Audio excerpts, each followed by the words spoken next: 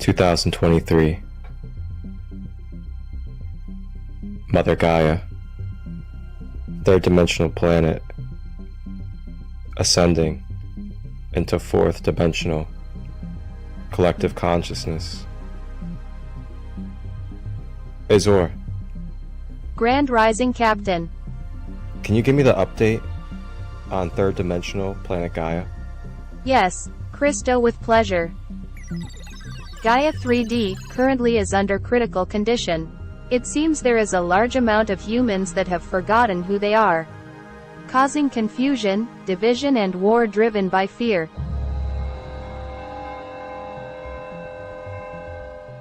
Thank you, Azure. Before we head down to Gaia, can you give me any information about the 3D world, as it's been a while since I've been there? Sure, the 3D Gaia. We will face much resistance from negative polarity beings as a dual plane. Karma and Dharma are in effect. There is free will. It will be wise to protect our energy and hold love. Alright, thank you, Azure. Sounds like we have quite the task at our hands. But that's why we're here, and that's why we've been called upon in the Galactic Federation to go down to planet Gaia, the 3D realm. Alright, Azure, let's get ourselves ready to go. Let's hit the time portal and make sure we land in the present day, Mother Gaia, third dimension.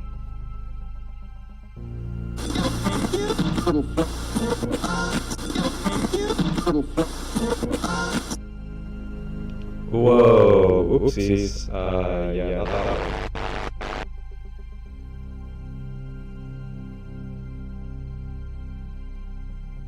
Okay, let's try this one. Maybe this is the portal. Oh yeah, Azure, this is a little too far in the future. I think we need to kind of go back a little bit. There we go. Perfect. Modern day Earth.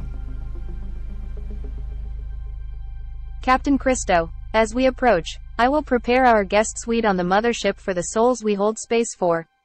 Oh, and Captain, I will be sure to leave plenty of storage for earthly food delights to take for our travels. Oh my gosh, Azure, you never fail to make me laugh. You know those earthly delights? That good old food of earth. Absolutely gotta have that food of earth. Thank you, Azure. Alright. It is time. It's time to make our way down to 3D Gaia. To hold space, show love, compassion, bridge the conscious collective, and help provide knowledge and wisdom and tools so fellow souls can remember who they are, live in a unified mind state with a harmonious being, with holistic, conscious practices and tools that they may access efficiently and quantumly. Welcome aboard. I am Azure. Please get cozy. Grab a tea, snacks or crystals as we prepare for a sacred light conversation. The sacred holding space is down the hall to the left. Wholeness, balanced love.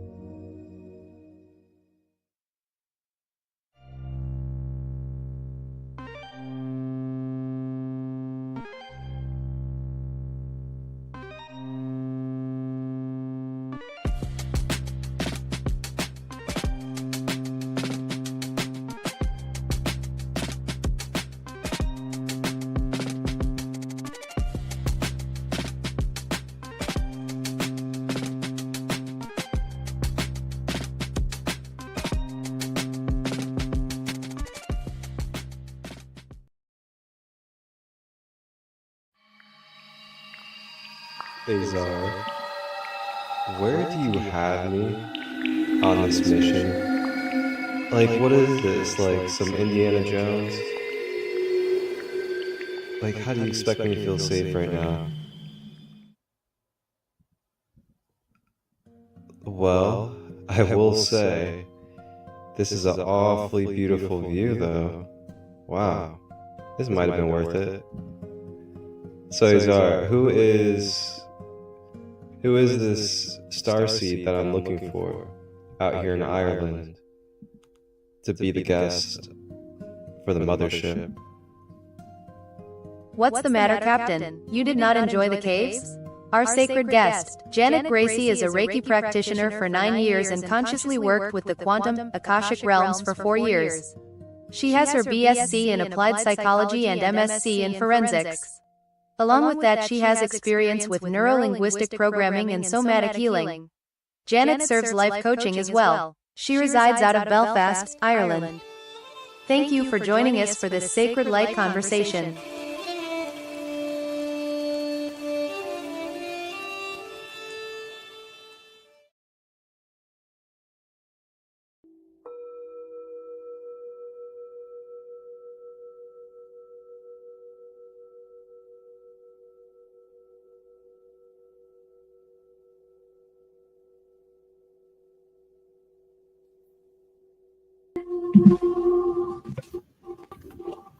Welcome, everybody, to another Sacred Light Conversation podcast.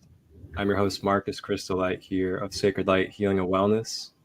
And today we are joined by a wonderful divine sister out of Belfast, Ireland, Janet Gracey. And Janet is diverse in many different holistic, quantum level energy healing practices. And she has also studied psychology as well as forensics. And Janet is here with us today to share a little bit about her sacred light, her passions, and why she's here to bring service to the world. Welcome, Janet. How are you today? I'm very, very well. Thank you for having me, Marcus. Thank you for having me. Absolutely. So I guess we might as well just go ahead and kick it off and get rolling with things. And my first question for you is, what was, and this is a question I like to ask everybody, is, what was your life like, and what were the circumstances or experiences that took place that then led you into your spiritual awakening or your awareness of self in connection to creation? Beautiful question. I suppose we have to go right back to the beginning, which is childhood. And I grew up in Northern Ireland, obviously, where I still reside. But as I was growing up, we had civil war in our country. And there was civil war against religious divides. This is what our civil war was about. And as a child, that really confused me. And one of the reasons it confused me was at about 8 years of age. I think I was about 8. I remember there being a person opposite me, and I looked at them and I realized in that moment, and I used the word realization because it didn't feel like I had learned anything new. It felt like actually it was more of a remembrance. Yes, of course, this is what it is. And I looked at this person and realized that what was inside them, behind their eyes, was also inside me. I knew this as a child, but as the universe likes to make jokes, it put me in civil war, right? So it was very confusing for me as a child. And then I suppose as I grew up into my teenage years, everybody called me, I was known as a conspiracy theorist in the family. Janet's a conspiracy theorist. But as I started to go into my later teenage years, we started drinking quite young and partying quite young at nightclubs at like 14, 15. As I started to get into my later years, then that ramped up. I'd done a lot of drinking, a lot of drug taking, and but at the core of it all, even in that era of sort of numbing myself, I used to have this burning question, which was, who am I? Who am I? I felt like the strangest person in the world. I felt like I was maybe the only person in the world who didn't understand who they were. And of course, now I realize that that's not the case. But that question stayed with me for many, many years. And then many more years passed, many life events, many different things, a lot of self-destruction over the 20s. I was very successful, though, in terms of business, in terms of traveling around the world. I'd bought a house, I had a long-term boyfriend. I was doing everything the world said would make me successful. And that question kept burning in me. Who am I? Who am I? I always knew, for me, religion had holes in it that no one could ever really answer me, especially growing up in civil war. No one could ever really answer me these questions. And the year after my daughter was born, my friend sent me the Eckhart Tolle Power of Now book. And that book for me felt like, finally, somebody has answered all of my questions. Somebody has answered all of my questions. And about 6 months after receiving that book, I was sitting in my living room in London, and I was doing some Kundalini breath of fire work. So some deep conscious breathing. And that's when I had Satori enlightenment. This all-encompassing light just took over me.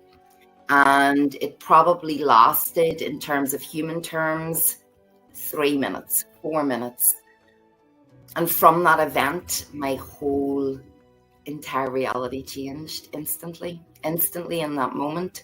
And it was almost like all the pieces of the puzzle of my life up to that point made sense. I could see it all.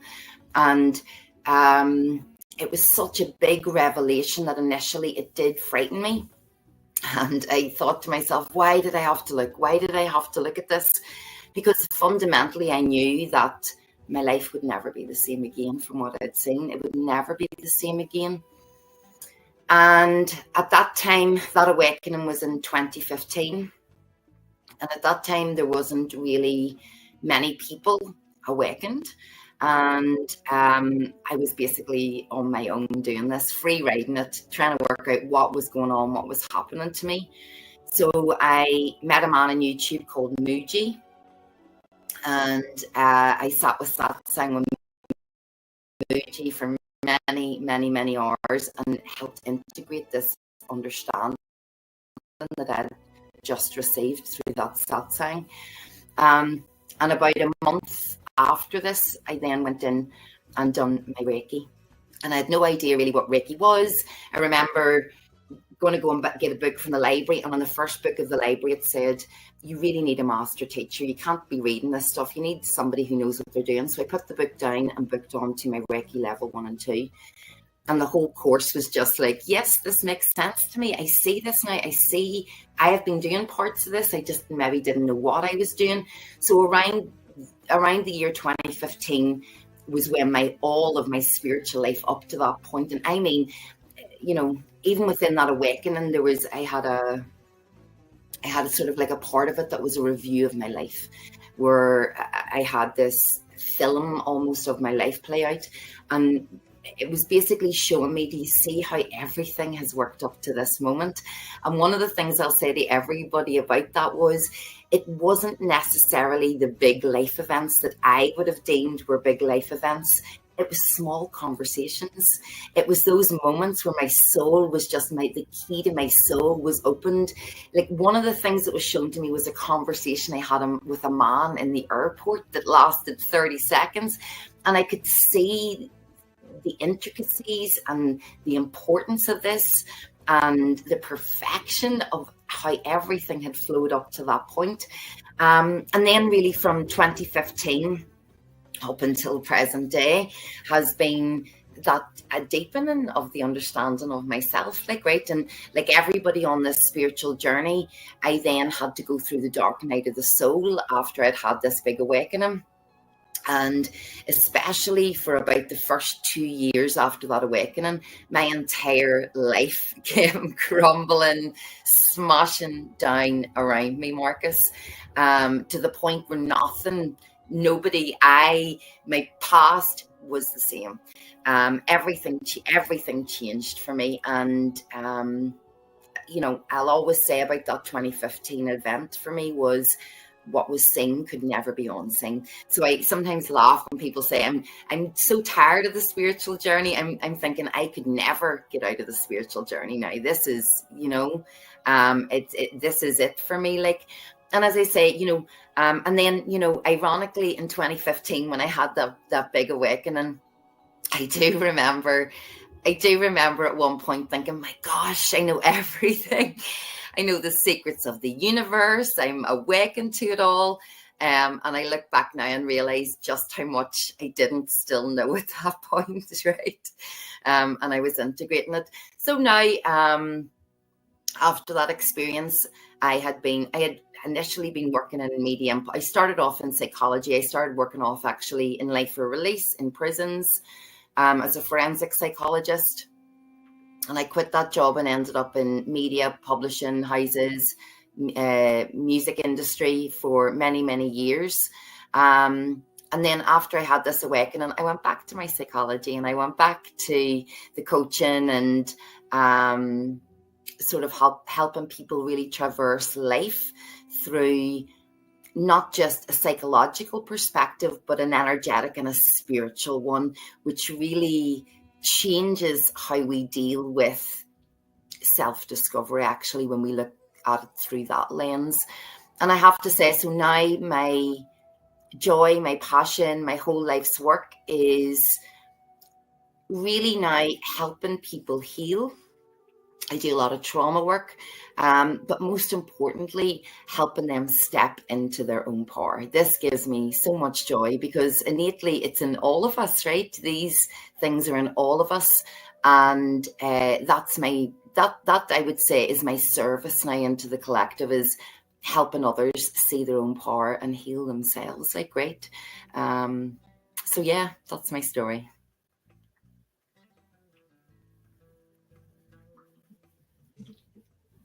Thank you for sharing all that and giving us a little bit of insight into who you are and your journey and the things that you've had to go through in order to become who you are today. It's a very intriguing path that we have here on this earth, and we all have many, many stories that can be shared, not just shared, but also related to. And I really thank you for being vulnerable today and coming on to share your story, as it holds a lot of value, especially for those that are going through similar things but may not have a voice in it, or they might not have guidance or that comfort of knowing that there's others out there that are going through it as well, and not just going through it, but have been through it and have been able to overcome or be able to integrate the lessons from it. So yeah, I applaud you and thank you for being here on this earth and serving the collective during this time. I appreciate you, Marcus. And, it's interesting you're saying, thank you for serving the collective at this time, etc. And yet, I can honestly say that my life was directed on this path. I had no concept that this is what I would be doing with my life. Never in a million years did I think that this would be it. And that's why I sort of mentioned that part of the awakening experience where I was shown parts of my life, because it made me realize that even going off and working in the music industry for 5 years all over the world was so purposeful to what I'm doing now, right? It was amazing. And it one of the questions that a lot of people sort of struggle with in this realm is those questions that I struggled with, which is, who am I? Right? Who am I really? And the other question that people struggle with is, what is my purpose, right? People always ask this, what is my purpose? And I often think those two questions go hand in hand, because when you begin to discover who you are, you naturally live your purpose, right? I can honestly say from the bottom of my heart, I had no conscious thought, truly, no conscious thought or plan or whatever, to be doing this type of work. It just naturally sort of happened. And that, when I look back, I realized was the flow state. I didn't need to know where all this was leading to, actually. I really just needed to be present in each moment, and everything led into that. And each moment was always a deeper journey of who am I actually?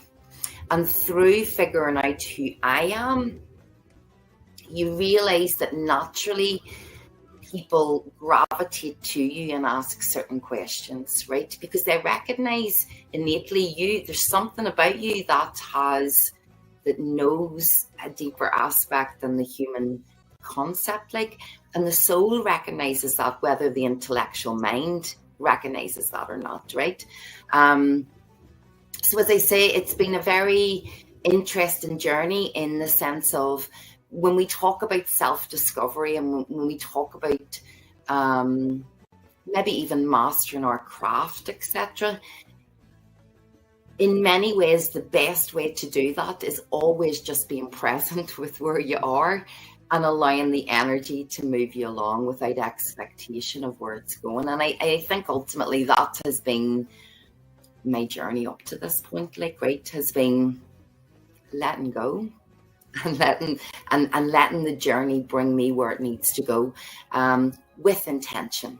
And when I say intention, I put intention into everything, Marcus. From the minute I wake up in the morning, I intend to have a good day. I intend to feel well. I intend to feel nourished by this food. I intend for my clients to get the benefit of what I'm saying. I intend for them to hear me. And the other thing I will say to everybody is this. This is my biggest piece of advice, is that life's not really that difficult. It's not.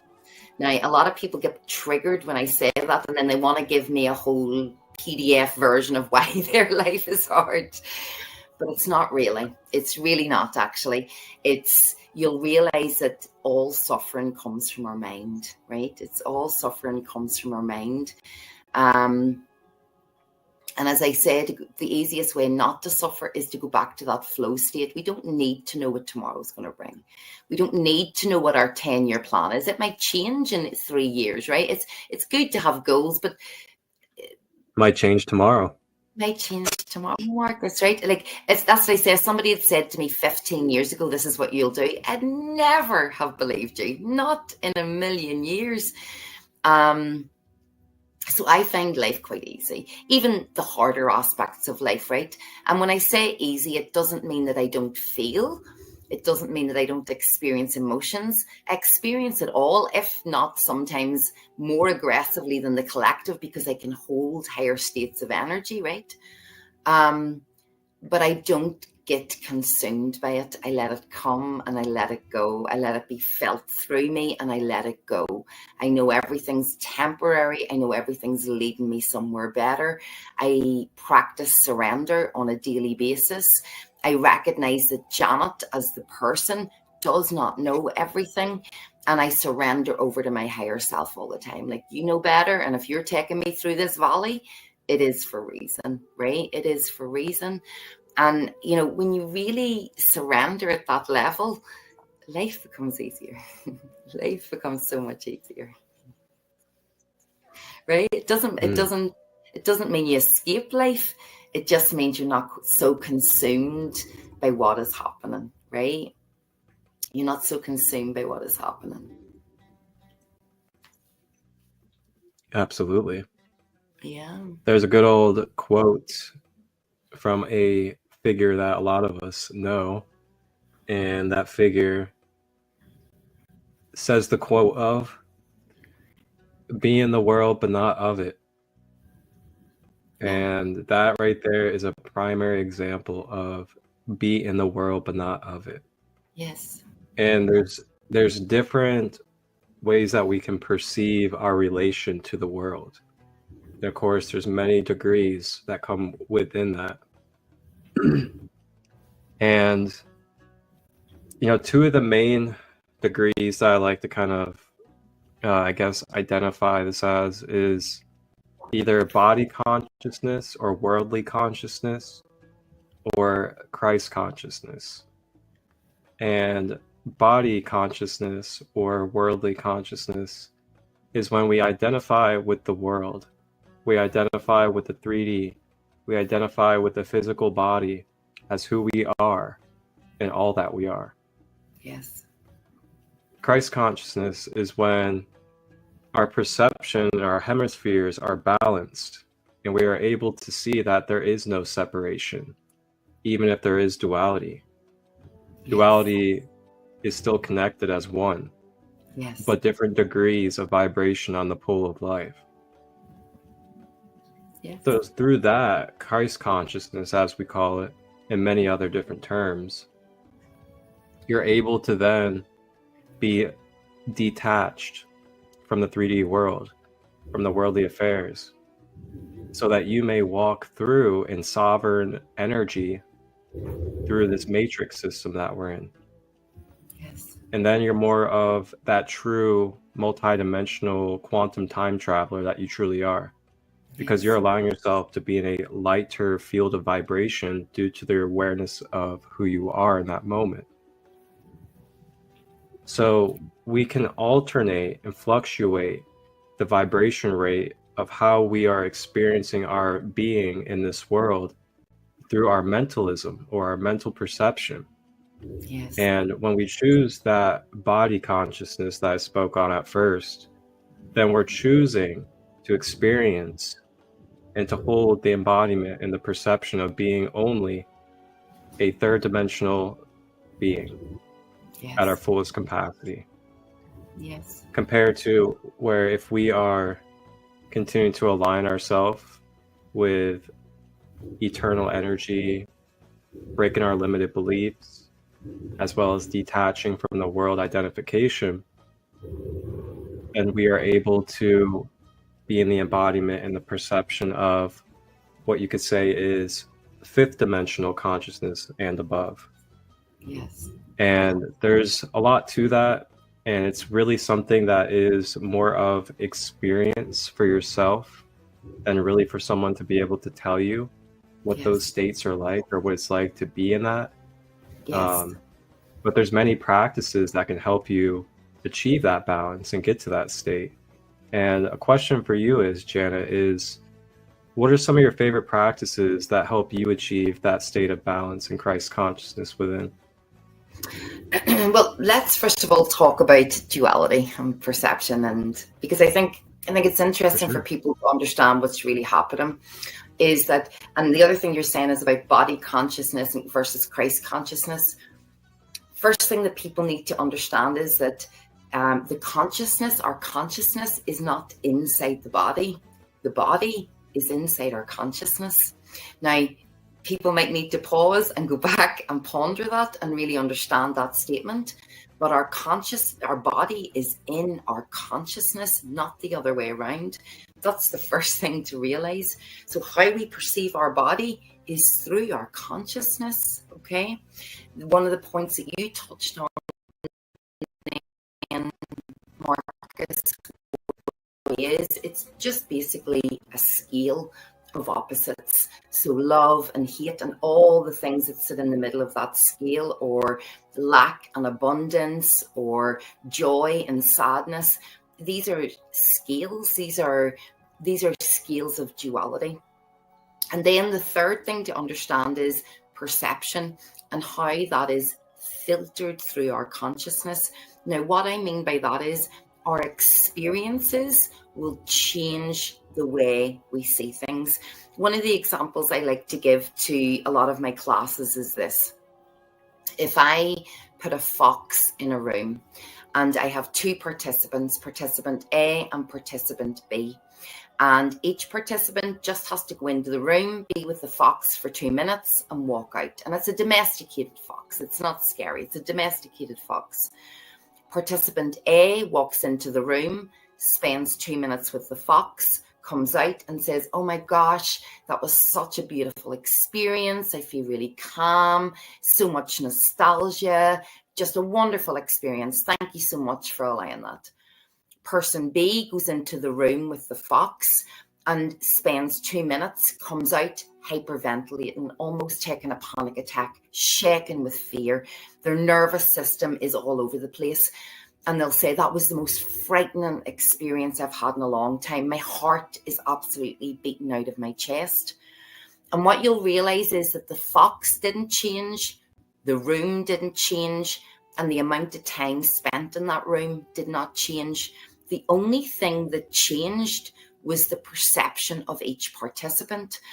And you can usually understand why people see things the way they do whenever you go a little bit deeper and figure stuff out about them. So person A that came out of that room thinking, I'm so nostalgic, this is lovely. You'll dig a little deeper and you'll realize, oh, their parents owned a fox sanctuary when they were children. So foxes remind them of their childhood. They are very natural around foxes. They had such good feelings. So therefore, the fox brought up all these good feelings in that person. And then the person that came out panicking, you'll dig a little deeper and you'll realize that maybe they were bitten by a fox whenever they were 4 years old. And that trauma and the memory of that event has stayed in their body. And therefore, their perception of a fox is one of being frightening. So this is duality. The fox doesn't, everything is neutral. Everything is fundamentally neutral. And we, as the conscious observer of life, get to decide on what scale of duality do we get to look at this event, picture, or thing, right? So when you're asking me, how do I manage that? Then I start to say to myself, well, if I'm looking at my life personally and I'm looking at it through a negative slant, the first thing I'll ask is, why am I choosing to perceive it through this lens? Why? And then I'll go back and I'll realize, well, I'm choosing it through this lens because I had childhood experiences that related to this, or I had an event around this, and therefore my past and my past memories are tainting what I see. And then I'll begin to give myself the medicine for that. So if what I see is a lack of self-love or a lack of self-understanding, then I begin to make sure that I understand myself, that I love myself, that I begin to change my perspective a little to soften it to what I'm actually saying. One of the other big pieces of advice I give everybody is that, and this applies to manifestation, this applies to mindset coaching, this applies to energy work, is you want to find a softer perspective than how things currently are. And even if something in brackets we deem horrific has happened, you can find a softer way of looking at it. So for instance, you might lose your house, it's going into foreclosure, you haven't been able to pay your mortgage, you're losing your house. You get a choice how you view this situation, just like the foxes. You get a choice. How you're going to choose to see that will be through your conditioning, the things that have happened in your past, the way life has showed itself to you in the past, things how your parents would have coped in these certain situations. And you will generally go for that option. So your option might be, this is terrible. What am I going to do? I'm going to be homeless. This is the worst thing that could have ever happened to me. And you start to panic a little bit. I'll say to people, you don't need to jump to life is amazing. This is the best thing that's ever happened to me. You don't need to jump to that perspective, because for most people to jump to that perspective, you're not really going to believe it if your house is being taken away. For most people, you're not going to believe that this is the greatest thing. So you want to find a softer perspective. And that softer perspective could simply be something like, everything that has fallen away in my life in the past has always built something new for myself. And I may not know where this is leading me to, but I recognize that I've always been taken care of in the past. We're not negating what's happening, we're just softening how we're looking at it. And this is the scale of duality. And we all get our own perception of life, which is why we all see life completely differently, even when we're looking at the same thing, because it's being filtered through our own personal lens. And then therefore, to soften your lens, you've got to ask, why am I suffering what I'm seeing? Why am I suffering what I'm seeing? And every time you find yourself suffering, figure out why. Figure out why. And whenever you've figured out why, you need to complete the energetic loop and figure out what the medicine is for it, right? So if I figure out that I have a fear of not being good enough, right? There's no point in me just looking at that fear and doing absolutely nothing with it. I need to look at that fear and say, right, well, how do I dismantle this?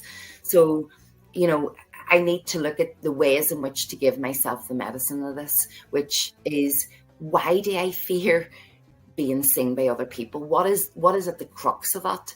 Well, it's a sense of not feeling good enough because I was always told I wasn't good enough in childhood. Is this actually true? It is not true, but my mind has believed it. So I need to now start giving myself the medicine where I affirm my worthiness. And I can do that through, taking some time for self-care. I could write in a diary. I could write myself a love note. I just want to spend time nurturing and loving me. So I hope that explains it, Marcus. I know sometimes it can be difficult to explain this process, but, I think at the crux of it for everyone is your life is not against you. No matter what you're experiencing, it is not against you. It is showing, it's like coordinates of a map to your soul. This is what life is. So it feels hard or it feels heavy. It's trying to tell you something, right? You need to figure out what that something is. Let it be there, understand it, and then offer yourself the medicine around it. Does that make sense, Marcus? Or if I sort of went off on a bit of a tangent?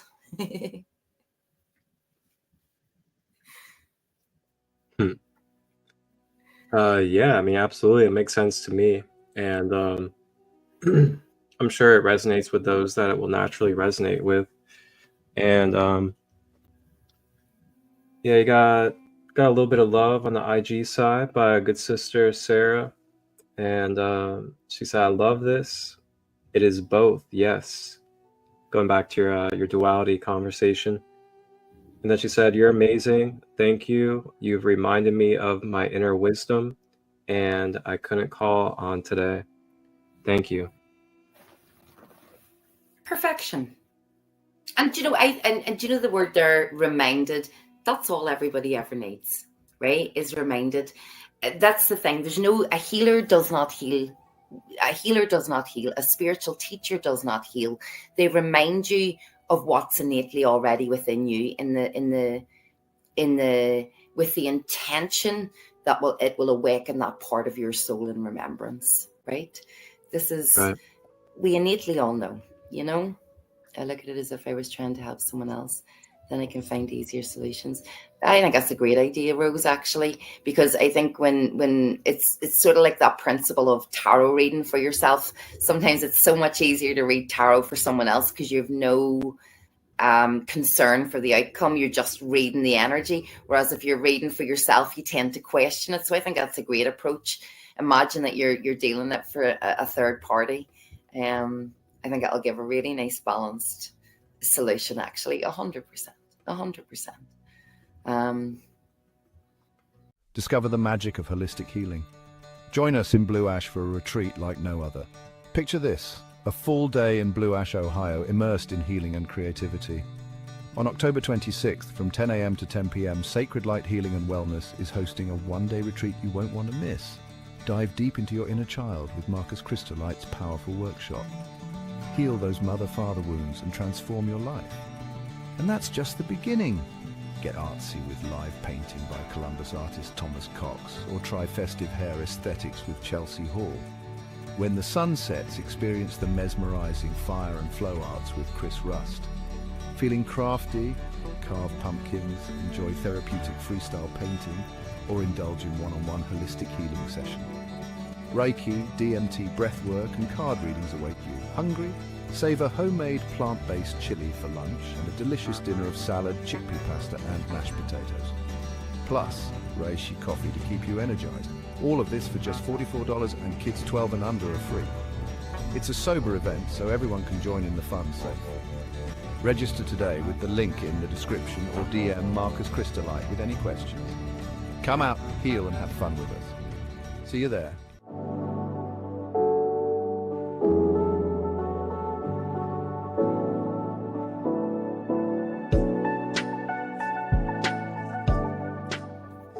Yeah, I really liked your reminders, because something that I have been bringing up quite a bit in my other podcasts and other conversations is, and this is like the most tangible way of transferring this that came through me was,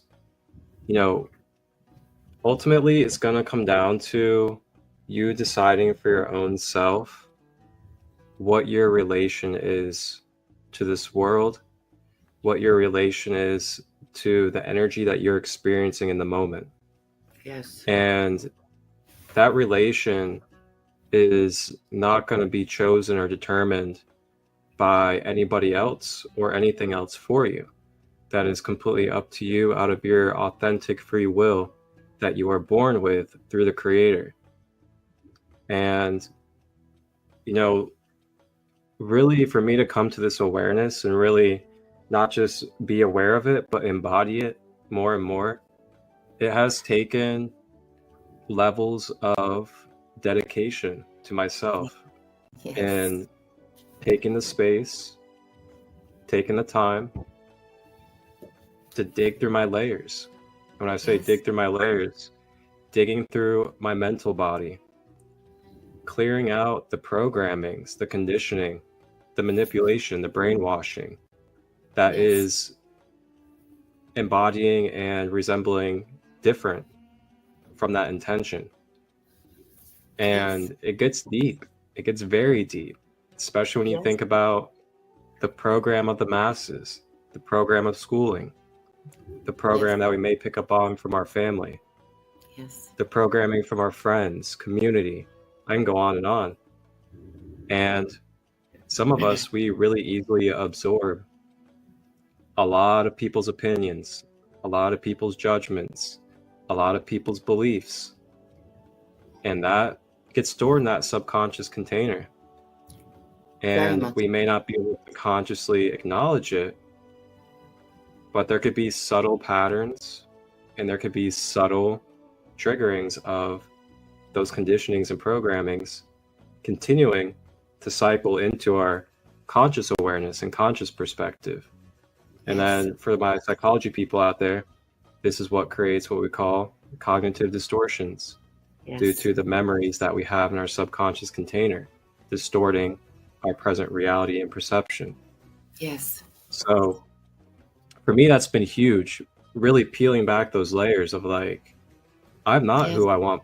I'm not who my friends want me to be. I'm not who my family wants me to be. I'm not who the school has indoctrinated me to be. And I also don't have to take on their beliefs. Even if they're my friends and I love them, or even if they're my family and I love them, I don't have to take on their beliefs. And that's okay. That's the beauty of free will and the multidimensional power that we have. But for a lot of us, I know we're really scared. We're really in fear. And we don't want to say no. We don't want to come off a certain way, or we don't want to be selfish because we're standing for ourselves and what we stand in as our truth. But for me, I found that people pleasing, bypassing, and just absorbing what other people wanted me to be, it was doing a displeasure to my soul. And not just to my soul, but to my higher purpose of who I came here to be. So then when I started grounding myself more and more into my being through different practices like chakra balancing, yoga, breath work, and also journaling. Journaling has been a great practice. Journaling out any mental struggles, journaling out any emotional struggles, and then bringing that into a meditation or into another type of practice to integrate and clear is something that has been very foundational for me.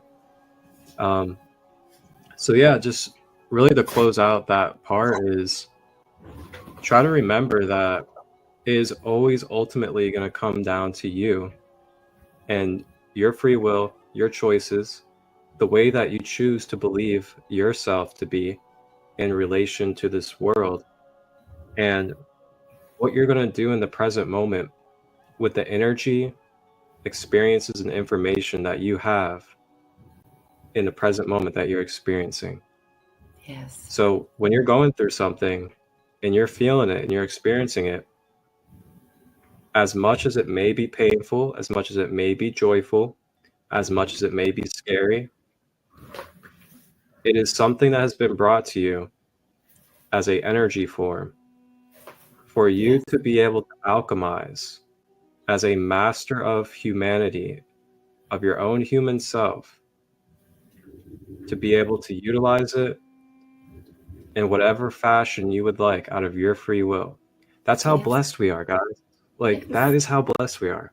Right. We've been so blessed that every single interaction, every single exchange of energy, good, bad, joyful, pain, sad, it is given to you to be able to do anything that you would like out of the whole spectrum of creation.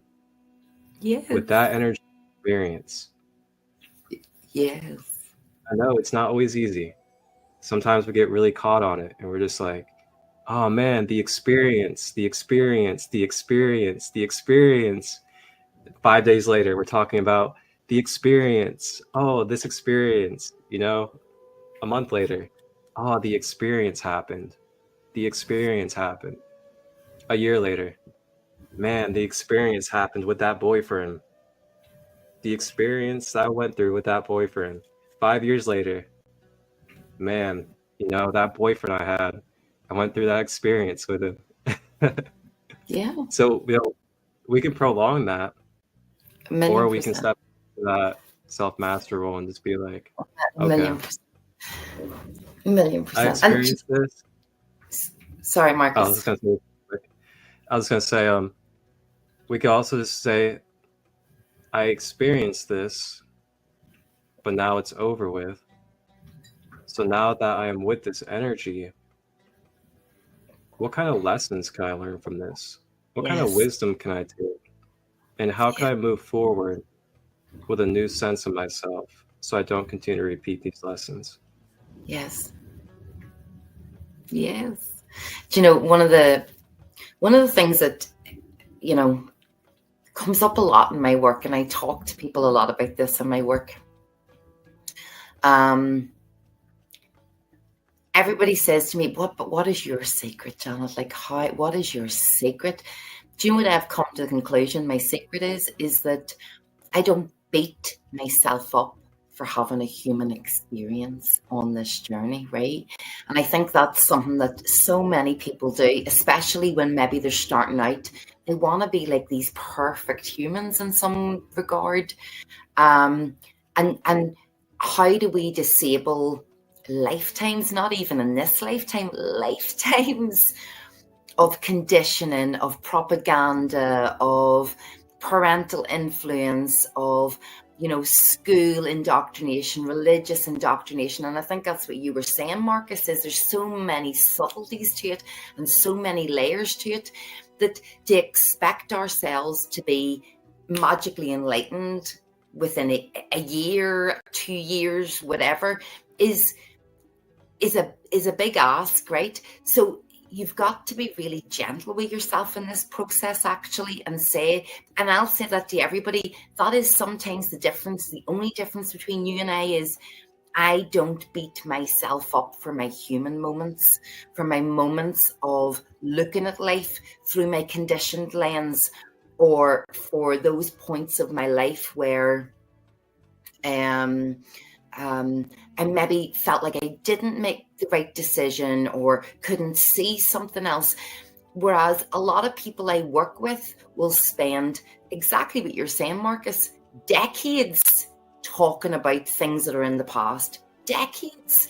And it's like, it's, you know, one of the most healing energies of all. And actually, for me, it is the foundation from which all healing begins, is self-acceptance of this moment. You've got to accept where you are right in this moment. None of us are perfect humans with all the answers. We're not supposed to be. This is a journey of what I believe is refining ourselves. There is the false self, which is our conditioning, our karmic lessons, our soul lessons, our generational DNA, our past life stuff that comes across with us, teachers, school, relationships, false self, all the things that we have been told about ourselves that is innately not true. And then we have our true self, which is the higher self, the pure version of ourself, the one that's connected to all things and everything, understands this world. And really, we spend this lifetime dismantling that false self and embodying more of the true essence of ourselves. And which is why also a huge amount of people, if I was to go out into the general public, I know we're talking on a platform whereby we have conscious souls here. You're not going to be on this platform if you haven't awakened to some level, right? So, but if I go out into the general public, most of the general public feel very, if you ask them, do you know who you are? Most of them haven't a clue even what they like, what they want, where they want to be in life. Most people haven't a clue about anything about themselves. They live in a habitual state in the subconscious mind, where 95% of their day is habitual. It is from the subconscious. It is responding in a way that other people told them to respond in, that's acting in a way that society told them they should be acting in.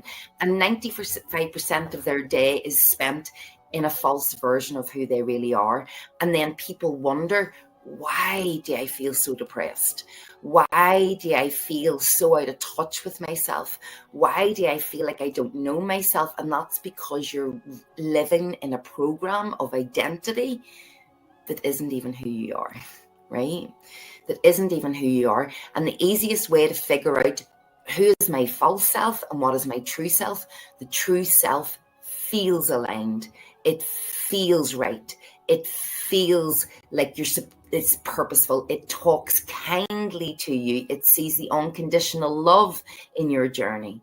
Any part of yourself that says, I am not worthy, I am not good enough, I'm a mess, I haven't got to where I should have been, I am a victim of this person. This is the false self. This is the false self, and it doesn't feel good.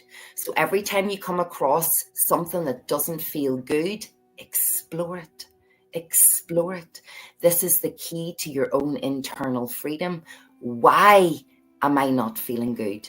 Most people just accept I don't feel good and then go off and feed that not feeling good thought with more not good feeling thoughts, right? You can stop it in its tracks and say, what is going on? Where in my body do I feel this? Where in my body do I feel this? Intuitively, it'll always be the first place that you think of. Your mind will try and talk you out of that. You don't know, you're not that intuitive, but it is. It's always the first place your body thinks of. Where in my body am I holding this wound? What is this wound about? How is it making me feel? Where did I first remember identifying with that wound? That's the other piece of advice I give to everybody. If you want to get to the root of your wound, you need to figure out where you personally identify with it. So you need to get to the statement that says, I am, or anything that starts with I am is personal identification. I am not very good at art. I am not a great girlfriend. I am not a good traveler. I am an anxious person. These are all self-identification, right? And all of those can be changed. So do you want to be an anxious person? No. Well, then stop identifying yourself as one. You're not an anxious person. Innately, you're not. Your true self is not anxious. Your false self is anxious. So take the I am out of it and remember it does not belong to you unless you accept this is me, right? Does that make sense, Marcus? Sometimes I feel like I go off on a wee tangent and then I don't know if I've lost people.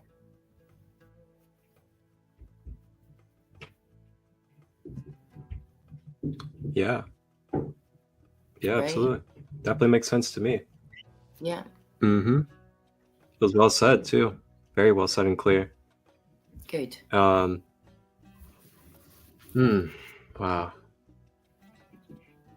Beautiful soul food in this episode. Wow. Andre on Facebook says, so much sense, Janet. Miss So, Andrea. Sounds like you're getting it out there correctly for everybody. So just trust that, sister. Trust that your communication is as clear as it needs to be. I usually say that to my clients. I'll go off on a tangent, you know, Marcus, and then I'll say, I feel like I've gone off on a tangent, and they'll all say, no, that's exactly what I needed to hear. It's exactly what I needed to hear. Yeah, exactly.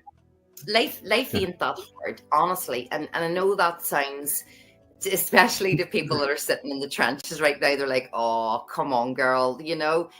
But I'm being honest when I say there's a place of peace regardless of how much the outside world shakes. And I can promise you that. Let the outside world shake, nothing happens to you. Nothing happens to you. It might feel like a fire goes off inside of you. And I think that's part of this awakening process where you've got to let the fire of the false self burn.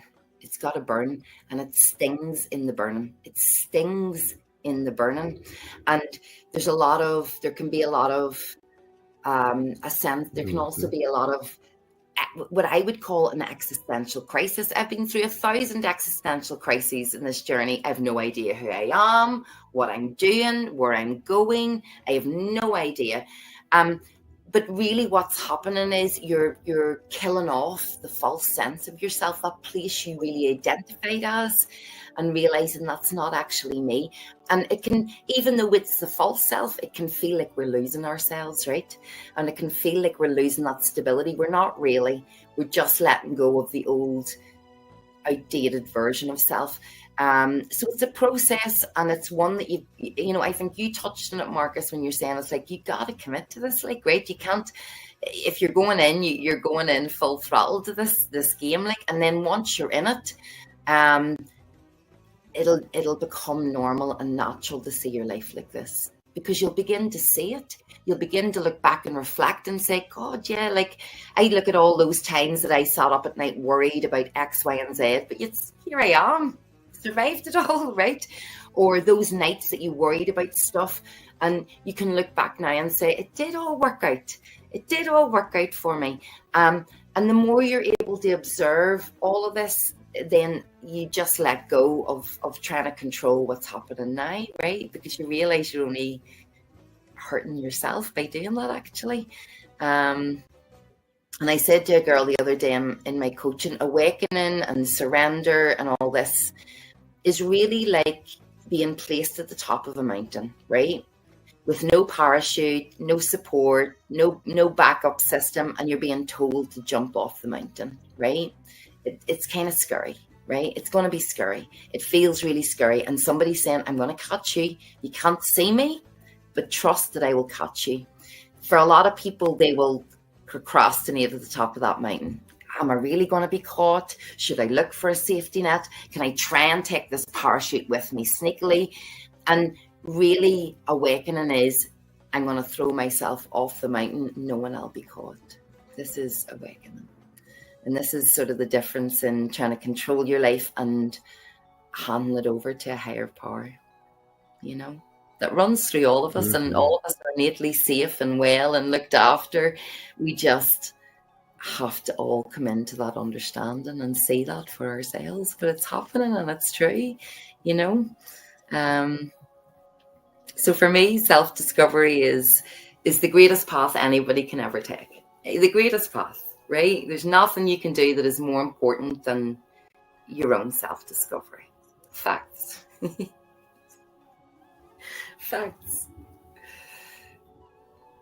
That's right. Wow. I feel like that's a really beautiful place to leave off on this podcast.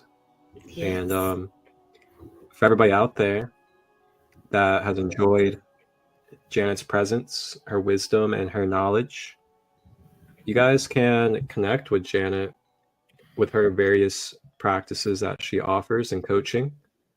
And you guys can actually go directly to her website.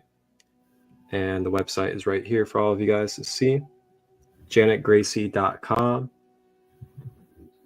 And Janet, would you really talk about your website, how people can reach out to you and connect with you for services and questions? Oh,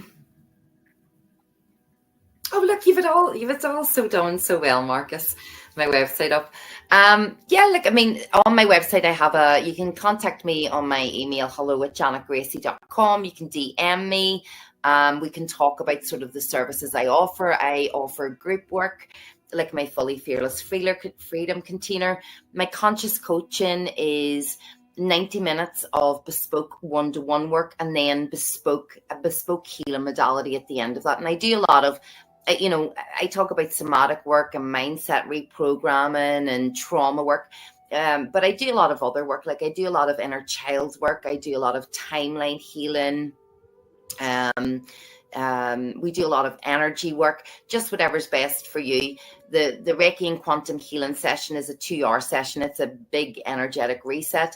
And then, for those who can't afford my normal coaching services or the bigger work I do, on the new and full moons, I offer some spaces on my Facebook page at reduced rates for those people. So there's loads of different ways you can connect with me. You can connect with me over my socials. I have loads of free stuff. I have a free mini mindfulness course on this.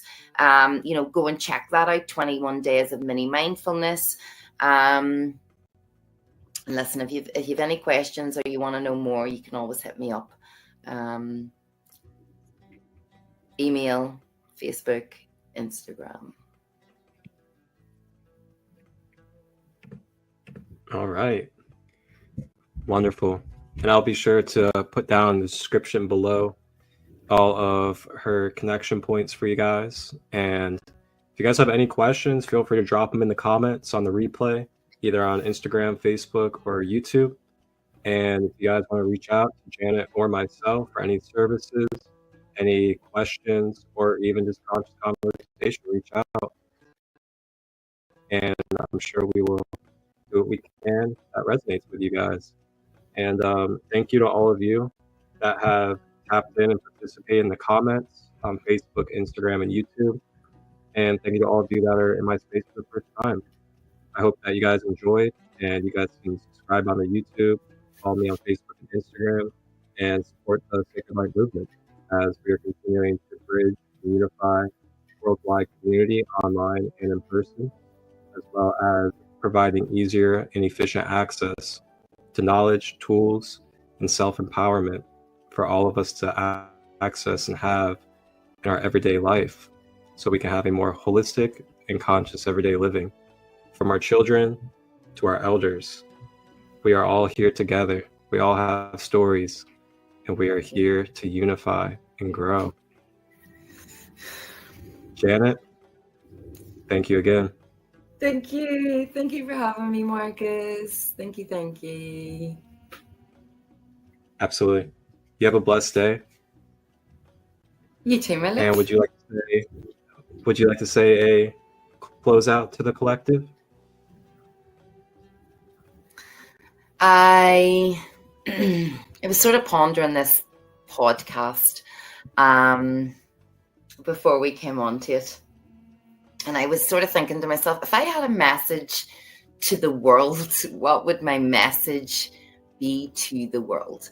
And my message to the world would be is that you are a soul having a human experience.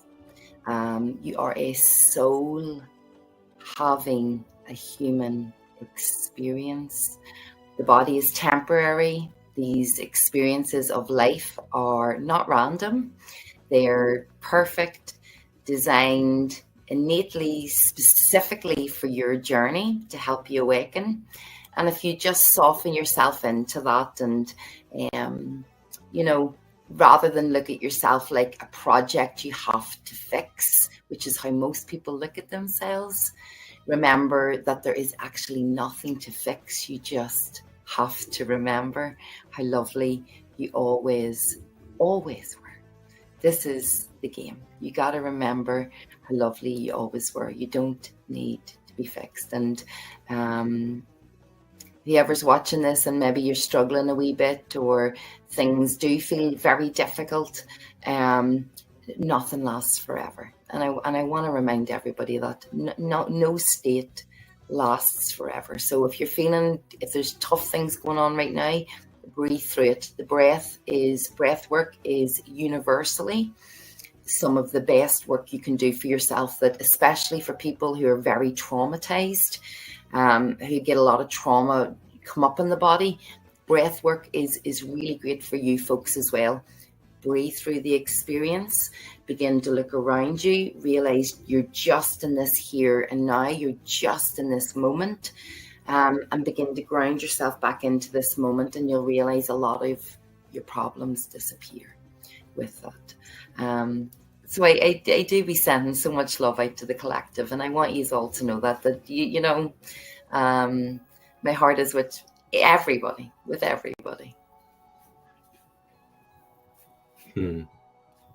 Thank you. Thank you. Thank you, Marcus. So, yes, absolutely. It's an honor. So that does it, everybody, for this episode of Sacred Light Conversations podcast with Janet Gracey. I am Marcus Christolight, Sacred Light Healing and Wellness. You guys can catch me live coming up on Tuesday at 2 p.m. Eastern for the next episode, as I will be having a sister of the Rainbow Wheel Medicine coming on to share some wisdom and knowledge of the rainbow native traditions. And then on Wednesday, I'll be live at 10 p.m. Eastern for Ascending Beyond Limitations with Sandy Marshall, the Law of One study. And then also for those of you that are local in Ohio and like to travel as well, I will be hosting a retreat this Saturday in Ohio for an Inner Child Sanctuary. We'll be doing an Inner Child Healing workshop. We will also be doing plant-based lunch and dinner, flow arts and fire, as well as live painting and some other beautiful things like hermetic workshops. So if you guys want to reach out, ask questions on how you can attend, I'm right here, and you guys can contact me. So everybody have a blessed day. Enjoy the rest of your Sunday or wherever you are during this moment that you hear this. And just remember, wholeness and balanced love.